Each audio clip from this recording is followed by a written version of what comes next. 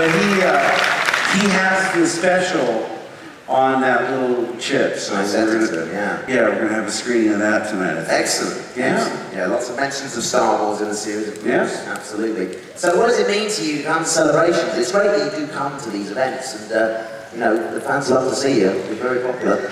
Well, let's see, I did one in England, one in Japan, 2 in Florida, and then of course today I'm here in Germany, and it's like I say, I never get used to it. No, only notice each time it seems to be more popular than ever, even when there isn't a movie to celebrate. Yeah, celebrating Star Wars just seems to get bigger. Right, and they know more about the movies than I do. Yes, I found that as well. I think I've forgotten more than I knew. When I was actually involved in making the films, I was, you know, always bugging George for minutia and, you know, why am I living with my aunt and uncle? Where's my mother? Where's my father? You know, he would just make up lies to make me go away.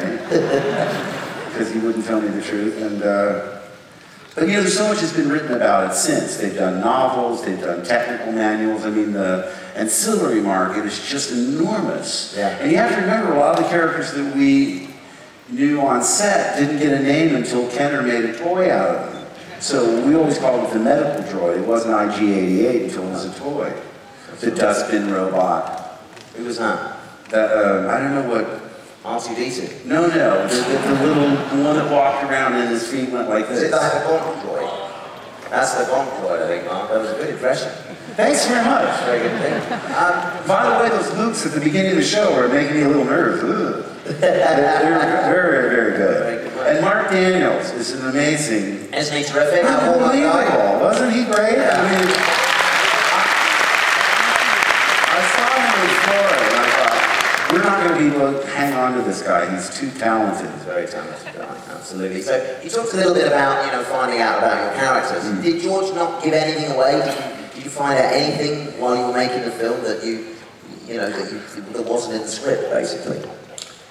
Well, you know, obviously I was like trying to fill in the gaps, you know, for myself and to understand the story better. But famously, when we did Empire, in the script, it didn't say, "I am your father." He said, "You don't know the truth. Obi-Wan killed your father." And I still did that, no, like it is, but the line that was supposed to be dubbed in later was, "Obi-Wan killed your father." Now, if we did this on a Tuesday, let's say, by Thursday, there was only like 48 hours before on the front page of one of the English tabloids was, "Guinness head baddie in Star Wars 2. Because somebody on set went down to the pub and there was a guy, you know, from the newspaper handing out 50-pound notes for anybody that would give them any information. So I was sort of secretly delighted that they had leaked false information. Yeah. But Irvin Kershner brought me aside and he said, "Okay, I'm going to tell you something, and I know this, and George knows this, and now I'm going to tell you. So if you tell anybody, we'll know who leaked it." And I said, "What?" And he said, "Here's the real line." And then he told me. I said, "Really? So fantastic. What a secret." I mean, I'm sure I get White House clearance because I didn't leak it. I was too afraid. I mean, I'm not boasting. I was just, you know, too terrified to be figured as the guy that ruined the ending. And that's the one thing that's really bothering me about this modern age. I mean, I love the internet like everybody else, but if there's such instant communication, and there seems to be a desire on people to get information out that would be better if it were a surprise. Yes. So it's too bad, you know. I was just saying backstage, you know, I had sisters who would love to go and snoop around my parents' closet and come and tell me what I was getting for Christmas. "Oh, don't tell me, you're getting the mousetrap game." Or whatever. And I didn't like that. I like surprises. So, you know. There's lots of surprises to come over in the new films. I mean, everyone here wants to probe, don't they? But we shouldn't probe. We should just go, show it to us. We can't wait to see it. Right, and you know, to tell you the truth, I really don't know that much about it. I know, like you know, that they're making some really smart choices. Disney's done so well with the Marvel franchise, with the Muppets, with Pixar. They know how to do what they do and let the creators do what they want to do. You know, because people are making jokes about, oh, is Goofy going to be in episode 7? They were, by the way, they were asking all these actors if they want to be in episode 7. And I thought, well, this is kind of neat because they're putting people on the spot. Yeah. A lot of people were trying to be nice about it, where you could tell, oh, more of a Star Trek person or whatever it was. But one of the persons that surprised me was Steve Carell. He said, oh, I'd love to be in it. I thought, wow, how great would it be to go to work every morning and see Steve Carell?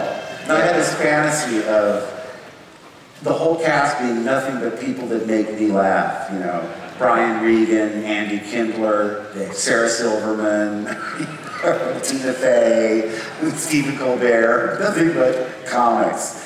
Yeah, they're quite a different movie. Did you find the first script quite funny when you read it? Isn't that what the... Oh, you know, I've always thought of I know there are serious elements to our films, but I thought it was hilarious. I thought it's so funny that these robots are arguing over whose fault it is. They're so neurotic. I mean, it just was really a fresh approach to fantasy, because normally, and science fiction especially, is very serious and dry. And, yes.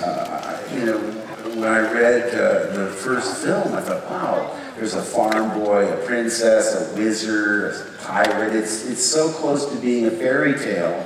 If we weren't traveling around in spaceships, we were traveling in carriages through the forest, and you could really see elements of Wizard of Oz in it, I thought.